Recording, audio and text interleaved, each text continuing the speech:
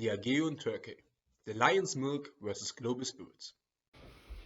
Hey everybody, my name is Ty Moore and together with Kevin Menzer, within the past days, I worked on a case study, Diageo in Turkey, the lion's milk versus global spirits. To be honest with you guys, before working on this case, I actually never heard about the company, or more precise about its name, Diageo, this much. And maybe I'm wrong, but I feel like many of you might have neither. If possible, I guess I would even bet on it. But I also would bet that everybody of you who drinks alcohol occasional at least once consumed a product of one of Diageo's brands. The lion's milk is also known as raki and could be called the national spirit of Turkey, when lion is used as a metaphor for strong. So it's basically called the milk for the strong. This name it became because of its strong taste and also because of turning white when mixing with water. But let's start from the beginning. Who's Diageo? Diageo is a global leading alcohol company which was founded back in 1997 with the merger of Guinness and Grand Metropolitan. Since then, Diageo converted to one of the world's most powerful companies on the global alcohol market with more than 50 spirit products, 12 beer brands and 9 wine brands. With it, 7 of the world's top 20 brands like Johnnie Walker, Smirnoff, Baileys, Ciroc, Guinness and Captain Morgan. One of the main strategies Diageo followed on this path was to complement its global brands with strong local brands to create category breadth in local markets and increase their market share. From 1997 to 2015, Diageo acquired 27 new brands and had 8 joint ventures in more than 20 different countries. But besides its long acquisition history, Diageo also always made sure to expand their portfolio of traditional spirits with new innovations like flavor extensions, new packaging, and drink formats to maintain their leading positions in the market, increasing their sales revenue and reach new customer groups and segments. This resulted in a sales revenue of approximately 16.9 billion US dollars in 2010, the time our case takes place. Just imagine 52% of these sales revenues was generated in North America and Western Europe. In 2010, the company's management decided to achieve faster organic net sales growth with a compound annual growth rate of 6% in the medium term, a higher operating margin, and double-digit growth in their corporations. This target they wanted to achieve by focusing more on emerging markets and scaling to higher volumes. I will interrupt here shortly to explain organic growth. Organic growth can be achieved due to an increase in sales and expansion to the company's own resources, while as inorganic growth is growth achieved by profits or growth attributable to mergers and acquisitions. Let's come back to the topic. Hence, in order to increase their sales revenue and profits in emerging markets, Diageo decided to not only increase the awareness and sales of the traditional products, but to also make aimed acquisitions of high-growth local companies with both strong distribution capabilities and brands that appeal to the middle-class consumer. Shortly after the decision, in 2011, Diageo acquired Meiichi, a leading spirit company on the leading raki company on the Turkish market, with both brands appealing to the middle class and with strong local distribution capabilities, thanks to its giant market share on the raki market. Strong distribution channels Diageo could use to distribute the traditional global spirits on the Turkish market.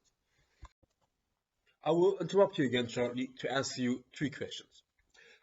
You probably won't be able to answer them so far with the information you heard, but I want you to remind these questions in your head, listening the rest of the presentation, because you will have to answer them afterwards.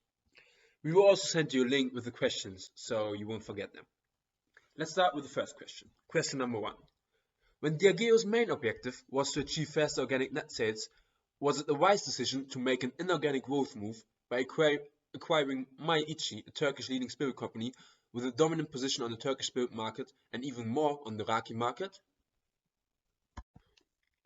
Question number 2.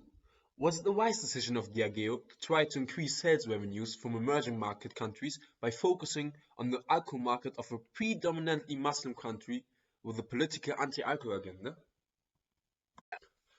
Question number 3. Should Yen Iraqi continue to receive the rockstar of the marketing's attention? What about the global rockstars, Johnny Walker, Smirnoff, and Captain Morgan's? And which brand or brands should the marketing team prioritize their efforts for? Hi everybody, my name is Kevin Mensah and I'm going to tell you a little bit about Meiki, the company that was acquired by Diageo. Meiki is by far the largest spirit producer and distributor in Turkey with market-leading brands and the widest distribution network in the country. Their main brand, Yeni Rakay, which went for €4.05 per bottle at the time, is one of the largest global spirit brands and had the biggest share of the Turkish Rakay market with a whopping 74.2% of the market share.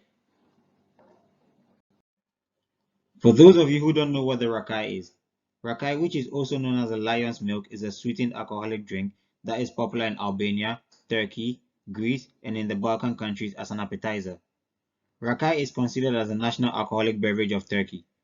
It is usually served with cold water of about 8 to 10 degrees Celsius. When mixed with water, it turns into a milky white color, hence the name lion's milk. It is often served with seafood or meze. The compound annual growth rate of the Rakai market had increased from 1.1% in 2005 to 7.8% in 2010, which was the year of acquisition. And roughly around 10 million of the 16 million spirit drinkers in Turkey only drank Rakai. This is just to give you an idea of how huge the market was. Meiki also had two other Rakai brands known as Burgers and Tekirdağ, which collectively accounted for 90% of all Rakai consumption in Turkey. Hence, basically, the company created a monopolistic feature in the Rakai market. Meiki's strong position, however, was not only in the Rakai market. They also had leading market shares in vodka and wine categories, as well as a presence in gin, liquor, and some other spirits. Vodka represented 11% of Meiki's total sales and had recorded a higher growth rate than any of its substitutes. It grew from 7.5% in the year 2005 to 15.1% in the year 2010. With a remarkable increase in both volume and value. The value had doubled from €25 million to €50.6 million, and its volume had risen from 7.6 million liters to 10.7 million liters. Even though Meiki had a powerful position and bright future on the Turkish alcohol market due to its strong domestic brands and the socioeconomic statistics of the country, this is not what stood out the most for Diageo. One of the main reasons why they acquired the company was due to their extensive nationwide distribution network. They had more than 650 salespeople on the road and covered over 2,000 retail outlets, and also had more than 50,000 independent trade outlet kiosks around Turkey.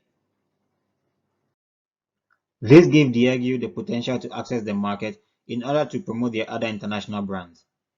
As Ivan Menezes, the chief executive of Diageo, put it, it gave us a superior distribution network from which to accelerate the long-term growth of our premium and international spirit brands to the emerging middle class in Turkey. Even though Meiki was such a great force in the Rakai market, the company also had other competitors who controlled little segments of the market.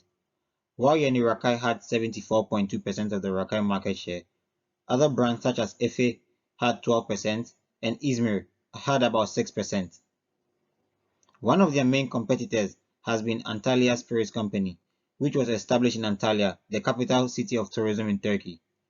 The growth rate of this challenging company, or this main competitors of theirs, is expected to rise quickly due to the growth in the Turkish tourism industry and the relatively high consumption of alcohol by tourists. So now that you know a little bit about the company Meiki, Tayo will take you through the next segment, which is a political, economic, and environmental analysis of Turkey as an emerging market. Let's talk a bit about the pros and cons of Diego's focus on Turkey as an emerging market. Turkey has a very large population at the time of merger and acquisition. It was something around 70 million residents. Today, it's about 84 million residents. 15.6 of them are between 15 and 24 years old, which makes Turkey the nation with the youngest average age in Europe. Approximately 1 million people reach the legal drinking age of 18 each year. This might also explain why Diageo became this attracted to the Turkish market, because it's mainly the yaws which is attracted to Diageo's international brands like Johnny Walker, Captain Morgan, and especially in Turkey. On the other hand, the yaws consume less alcohol than the elderly, just as women consumed less than the men. And as luck would have it, are male adults the main consumer group of raki in Turkey. This might also explain the acquisition of male iki more, or at least a part of it. In Turkey, raki is consumed by the general public, which means on casual occasions, in restaurants, at dinners, weddings, and so on. It is more of a competitive product towards beer and wine than to the traditional spirits from Diageo, which were mainly consumed in non-food bars and nightclubs by the younger population. The acquisition of the leading Iraqi company hence gave Diageo the potential for an entrance into totally new encounters with potential customers. At this time, Turkey's economy was growing, just as the disposable income levels increased, which had the effect of a rapidly growing middle class and a decreasing Gini coefficient. Global market research had shown that higher income resulted in higher consumption. Let's come to the cultural dimension. Turkey is a predominantly Muslim country, which means that many people won't drink alcohol because of their faith. But still had the Turkish spirit market grown at an average rate of 4% per year from 2006 to 2010, with an overall market size of 1,058 million liters and 8,679 million Turkish lira in 2010. 57% of the market were made due to beer consumption, 25% due to raki, and wine and vodka made up to 5% each of the market value share. One big counter-argument the Turkish alcohol and spirit market has are the strong restrictions and anti-alcohol agenda by the government. For example, did the government ban the use of drink names in sport clubs as sponsors? They also restricted alcohol advertising, confined alcohol sales in stores to specific areas, and they even raised the special tax on alcohol by 30%. So today, the tax on beer already is around 65%. So imagine this. Turkey also suffers a lot under counterfeit alcohol, which often leads to the death of people. Some people even would argue that the problem comes from an increasing demand for black market alcohol because of increasing alcohol taxes and prices. Let's come to an end. To finish the presentation, I will answer the first question we asked in the beginning, according to my understanding, and afterwards I want us in the group to discuss the questions, the rest. And if you want to add anything to the first question, feel free to do so. So, I will repeat the question. When Diageo's main objective was to achieve fast organic net sales, was it a wise decision to make an inorganic growth move by acquiring Mai-Ichi, a Turkish leading spirit company with a dominant position on the Turkish spirit market and even more on the Iraqi market? According to my opinion, it definitely was an evidence-based decision. Even that acquiring Mai-Ichi was an inorganic growth move, which led to inorganic growth because of its main brand Jiniraki owning 76% of the market value share without a lot of growth potential, the acquisition also brought organic growth in the middle run by using the distribution channels of the acquisition to optimize the distribution of their own products. But it also brought organic growth in the long run by exploiting the market potential by Mai-Ichi's smaller premium brands bought with. Mai-Ichi's and Diego's market portfolio complement each other and are together able to reach almost every market segment in Turkey. And last but not least, Raki also has a lot of market potential outside from Turkey, like in Germany, for example, which, by the way, is the second biggest market for Raki. Thank you very much. And now I want to invite you to